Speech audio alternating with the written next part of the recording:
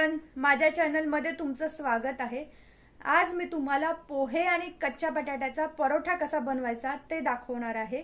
खूप सोपी रेसिपी आहे आणि हा परोठा खायला खमंग आणि खरपूस लागतो।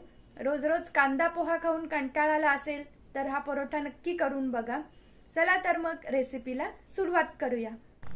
पहिले मिक्सरच्या भांड्यामध्ये 250 ml कपच्या मापाने 1 कप जाडे पोहे घ्यायचे आणि हे पोहे मिक्सर मध्ये एकदम बारीक फिरवून घ्यायचे आणि एका भांड्यामध्ये काढून त्यामध्ये पाव चमचा हळद, 1 चमचा मिरची पावडर आणि अर्धा चमचा ओवा हातावर चोळून घालायचा आणि त्यामध्ये चवीप्रमाणे मीठ घालून सर्व व्यवस्थित मिक्स करून घ्यायचं।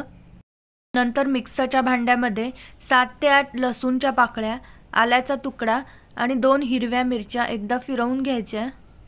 तर मी इथे पाव किलो कच्च्या बटाट्याचे साल काढून त्याचे छोटे तुकडे करून घेतलेले आहेत आणि हे सर्व पाणी न घालता मिक्सर मध्ये एकदा फिरवून घ्यायचं। हे सर्व पोह्याच्या पिठामध्ये घालून सर्व व्यवस्थित मिक्स करून घ्यायचं। त्यामध्ये बारीक चिरलेली कोथिंबीर घालून आपण चपातीसाठी जसं कणिक मळतो तसंच मळून घ्यायचं आहे।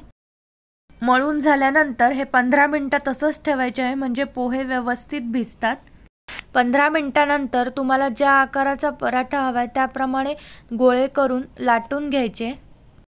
नंतर तव्याला तेल लावून पराठा दोन्ही साइडने खरपूस भाजून घ्यायचा।